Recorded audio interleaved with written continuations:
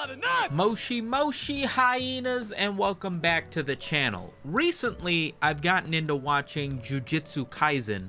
By recently, I mean I watched season 1 maybe 3 years ago, but I only ended up watching the movie and all of season 2 like a couple of months ago. And very quickly, Jujutsu Kaisen has become one of my favorite animes that I've watched in the last couple of years. And I've been watching anime for quite a while. And a lot of people will take a look at Jujutsu Kaisen and sort of gloss over all of it as just another hype, fighting, action-filled anime.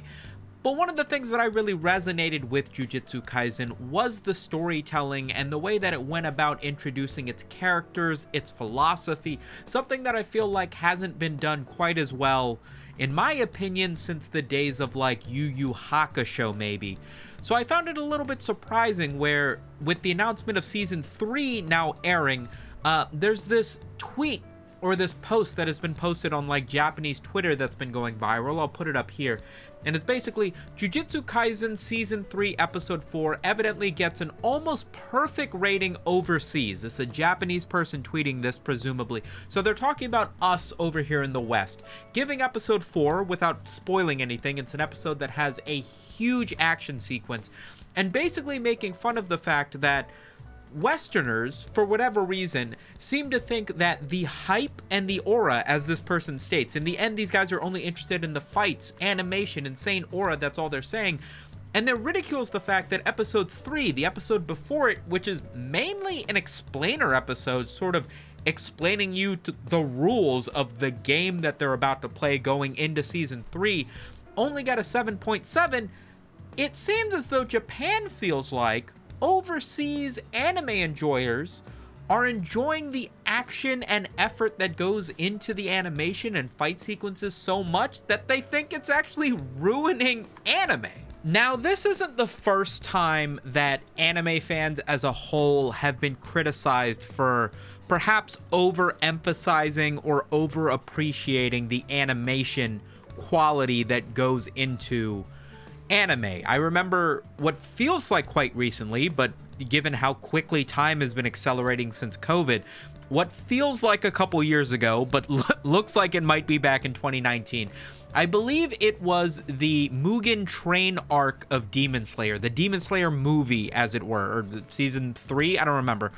There was a huge fight sequence that was going on, and everybody was praising the animation of Demon Slayer, much to the criticism of people who felt like Demon Slayer was lacking in any sort of insightful philosophy or storytelling. People were getting upset that there were so many people praising Demon Slayer for how beautiful the animation looked in whatever season or whatever movie it was back then, to the point where they felt like modern anime fans or Western anime fans or normie anime fans, whoever it is that's being criticized here, is only appreciative of high effort animation, action, aura, and hype moments, as they describe it.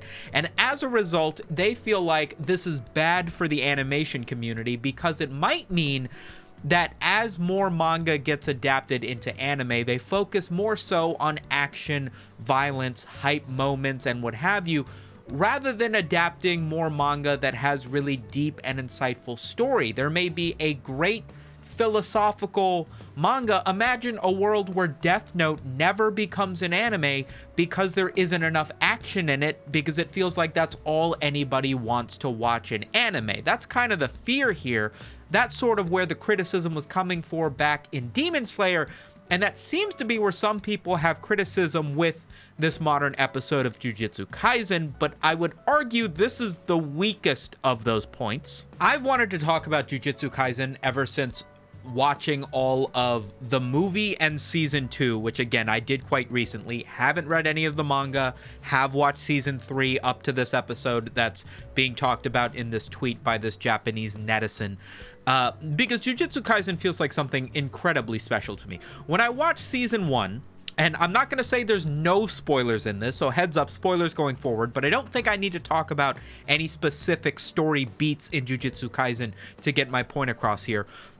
But just to say, Jujutsu Kaisen isn't even really something that can be spoiled for you. If you've read the whole manga, yeah, somebody might spoil the ending of the anime since that hasn't been adapted, but it is very much one of these animes that is worth watching even if you know the story beats of what's going on, because it's done incredibly well. Every one of the interactions between the characters, explaining their powers, I'm going to get into that because that's what I love about it so much. It is, even if I explained every single spoiler in the show for you, which I'm not going to, it is still worth watching in my opinion. When I watched season 1 of Jujutsu Kaisen, where Itadori first eats Sukuna's finger, gets his power, and then gets accepted into Jujutsu High, it felt like any other, anime story. I did think it was dope when they introduced the girl with the hammer and the nails, and then introduced all of the characters around Itadori. I thought the storytelling was done quite well, and I really appreciated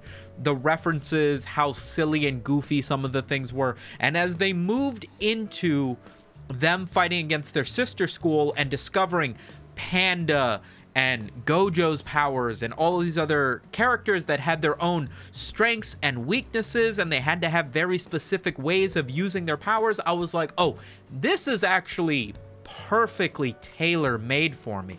I thought One Punch Man would be the first, maybe only anime to do it really well, where there were all of these heroes, everybody had their completely own unique thing, and every couple of episodes would just be power level after power level after power level. It was everything I loved about Dragon Ball Z as a kid, but done a little bit more subtly, a little bit more nuanced, a little bit more over the top for modern times, right? Dragon Ball Z, everybody was just, oh, his power level's this much, this guy's power level is this much, whereas in One Punch Man, it was like, this guy's power is specifically this, and you're like, oh, so he gets stronger as he gets hurt, but then they execute on it, and it's like, oh, this guy's actually a badass, I fucking love Metal Bat, Silver Fang's crazy, right? All these things. I felt like Jujutsu Kaisen took that, turned it up to 12, and that got me going through the end of like season 1. The second half of season 1, where they're doing their battle against the sister school and they're trying to kill Itadori, and then he becomes friends with fucking blanking on his name here, the big muscular dude with the claps, right?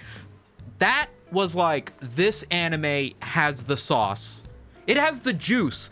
But I didn't realize that this anime has the sauce until I watched season 2. So anyway, I've watched all of season 1 of Jujutsu Kaisen. I thought it was fantastic. I was excited for more. And then my wife is watching through the movie / season 2 in our living room. And I was like, they have a season 2 of this? And she was like, yeah, it's like all out. It's been out. And I was like, oh shit, I had no idea. So immediately I binged through all of season 2. And I cannot emphasize how much my mind was blown. I could not believe how good season 2 of Jujutsu Kaisen is and was. It's like, it starts with the movie, that's like the first 3 or 4 episodes, I think, and then it moves into the whole Shibuya incident arc, which is, I just felt Sukuna's presence, what the hell's going on in Shibuya? If you've heard that audio on TikTok, that's from season 2 of Jujutsu Kaisen. And it blows my mind. It's blowing my mind. It's blowing my mind. I could not believe that in one season, granted, it's like 25 episodes or something. It's a lot of episodes. They cover so much. Watching Mekamaru go through his entire thing where he becomes Super Mekamaru, that on its own could have been a solid 20 episodes, and I would not have complained. That was incredible to watch. And then the Shibuya incident with Gojo's entire thing where they trap him in the prison realm, and then Itadori has to fight against the dude who tried to kill Gojo earlier. That blew my mind. The whole 24 frames dude from the fucking, what's the clan called? The Zenin clan. The dude from the Zenin clan, and that entire fight they have with the water demon that gets captured into him, that could have been its own arc. 20 full episodes, I would not have complained. The entire fight between Sukuna and Maharaga, that fucking giant monster, I could not believe the fact that it lasted so long. Like, from my understanding of how much anime costs to produce, the fact that that fight went on for like what felt like 15 full minutes, destroying buildings. Like, think about the Chainsaw Man movie. Think about how much destruction existed in the Chainsaw Man movie, and that was like a big chunk. The whole reason you would watch that movie is that fight where Reze is blowing up half of the city, right? That happens to an even higher scale, even more animation, I think. I mean, maybe it's recency bias with Chainsaw Man, I don't know. In just a couple random episodes of a Sukuna fight in the middle of Shibuya, and then that's still not the end of season 2! Anyway, my point is that Jujutsu Kaisen already has an incredible amount of hype and intense fighting, aura moments, huge animation sequences that go into it, even as early as season 1. Season 1, if I'm remembering correctly, ends with Todo and Itadori beating the shit out of Hanami, and then us first seeing Gojo use the purple technique to damn near demolish the entire battlefield that they've been fighting on, alongside a bunch of progression with Itadori learning how to fight and use Black Flash properly through Todo and everything, right? But we get hype and aura moments from seeing Gojo unleash his power and even unleash his dimension, or his, what do they call it? Dimension? What is it called? Domain expansion. When we first get to see Gojo use his domain expansion, it's first against the volcano-headed dude in season 1. So, like, it's a little bit unfair to say that this random episode in season 3, right, after 70 episodes or whatever it's been of Jujutsu Kaisen, that this is the moment where it feels like, oh, Western fans like hype and action so much, that's why this one has such a high rating. This series is known for it, arguably, because the animation in it is fucking beautiful, and has been the whole time. And here's the thing with Jujutsu Kaisen, right? Here's the thing with Jujutsu Kaisen. It isn't just, in my opinion, it isn't just hype and aura moments and action and great animation and fight sequences, right? There is a proper amount of philosophy, humanity that gets triggered, that gets explored. There are so many moments through season 1 and season 2. Itadori's entire thing is that he's harboring the end of the world. A demon that is so powerful, he will, without question, kill everybody if he is to become rebirthed through Itadori. That is his existence. And the only reason that he isn't being executed by the Jujutsu High Society and the other clans that are around him, it's kind of still up in the air. Like, they kind of want to bring him back. They kind of want to see what's going to happen. They kind of want to revive him to see if they can use Sukuna's power. I've forgotten the plot at this point. But, like, Itadori is constantly faced with this level of morality that he has to fight with as a jujutsu sorcerer required to kill these demons that he discovers are humans that are being transmogrified into demons. And then, like, 50 episodes deep, he's still fighting monsters, worrying, oh man, what if I kill a normal human? Only to be brought to the brink where he's about to die because he can't make a decisive decision to kill something that is going to kill him, because he sees the human behind the eyes of the demon, only for Sukuna to awaken, explode an entire city, only for Itadori to wake up and realize that his own being has nuked half the city off the map. And he doesn't even get time to think about it or wallow in his sadness. It's just, shut the fuck up, Itadori. Get in the robot, Shinji. We have work to do. Yeah, you might be Death himself, but we have people to save. You might feel like it's useless because you're simultaneously harboring something that's killing innocents. Why not try to make up for it while you're still alive? Because I will remind you, your time is limited. The earliest plot points of Jujutsu Kaisen is when they're in their competition against their sister school, and at this point, Itadori is already struggling with the idea that he has to kill these demons, knowing that they were once human, and everybody around him is trying to let him know, hey, they're not human anymore, get that way of thinking out of your head, you're not going to survive as a Jujutsu sorcerer if you can't come to terms with you need to kill these things. That is what we're here for. And I'll remind you, the only reason you're alive is because you're useful to those above us. You will be executed if you don't play the game that, you know, they've set in front of you.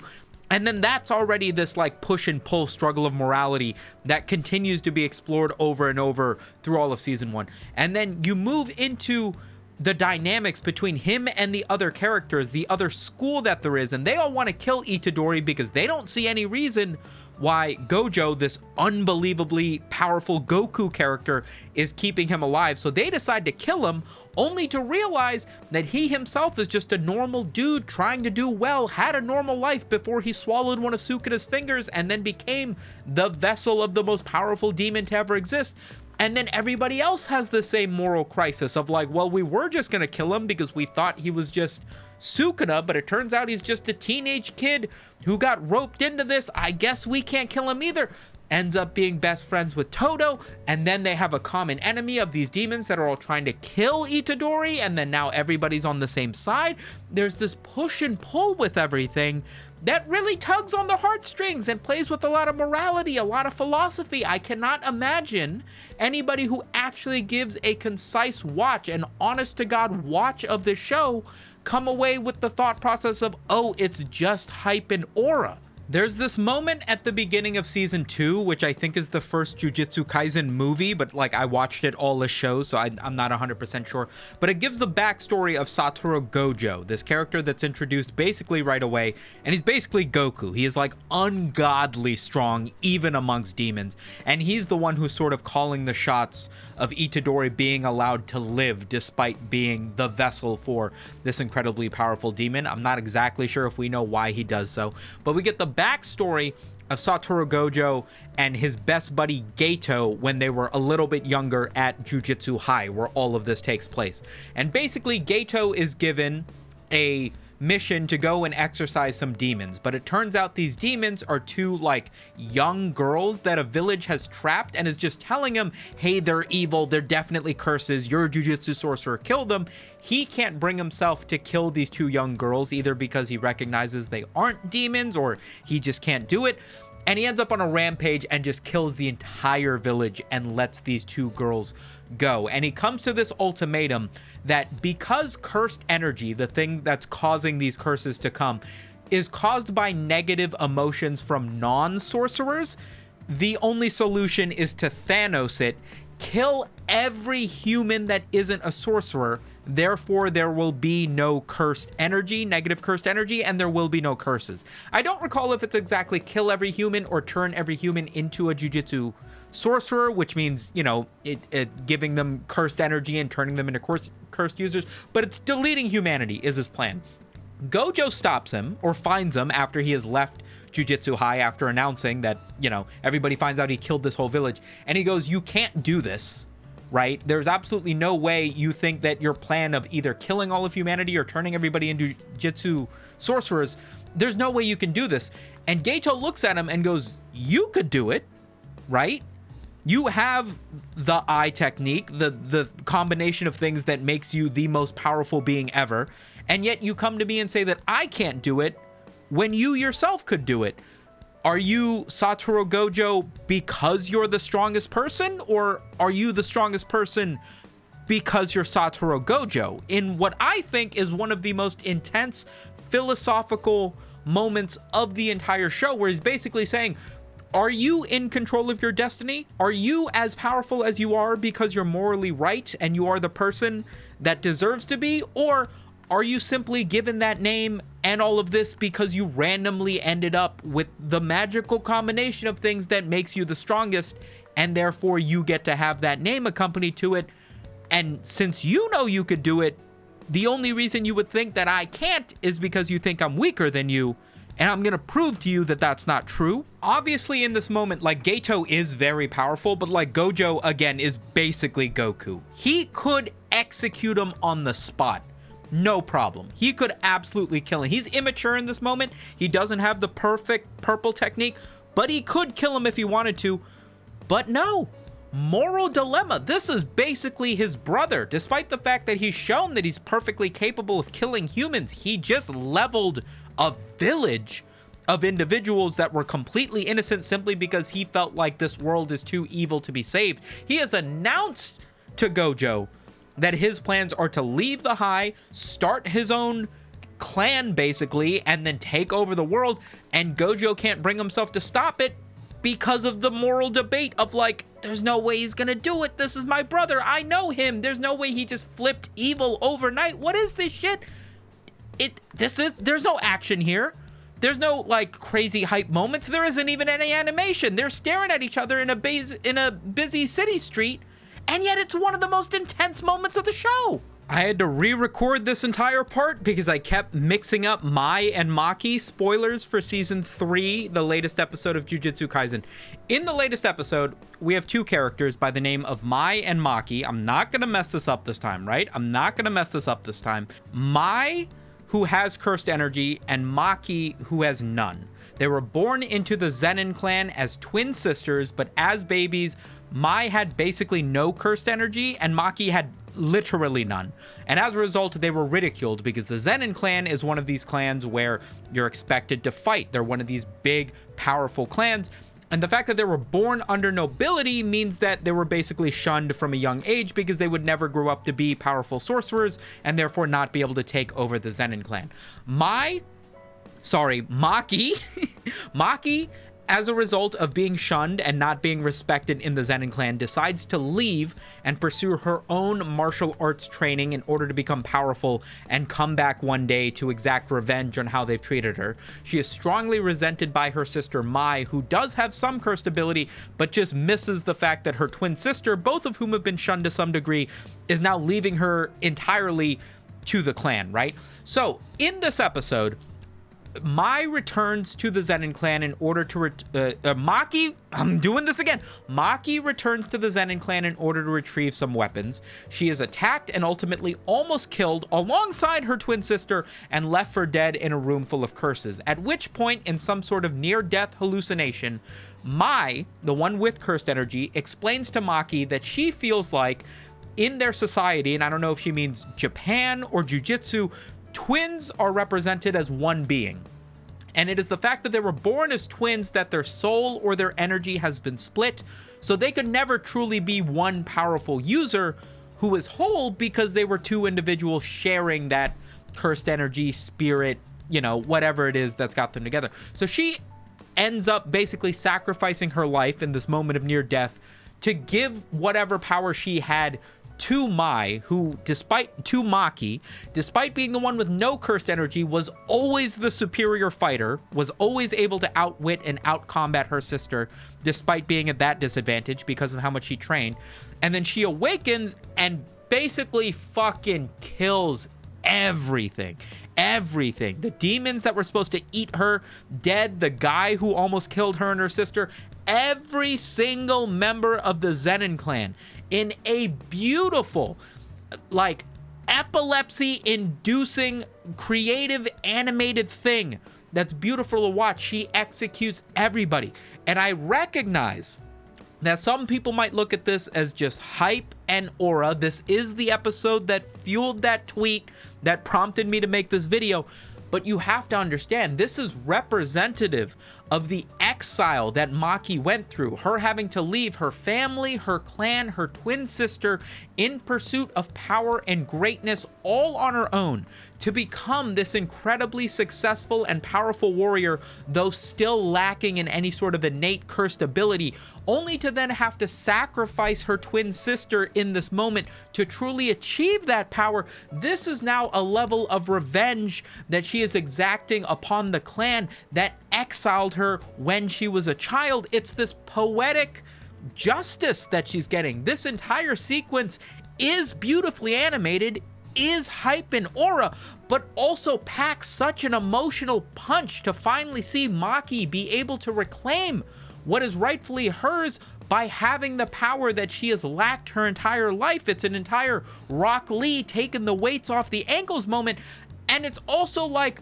poetic in the way that now that she has killed everybody in the Zenin clan, everybody below her, all the cursed users, their most powerful cursed users, her own mother even, everybody gets leveled in this shit. Now, is she the head of the Zenin clan? Is she now powerful enough to be able to take over this thing?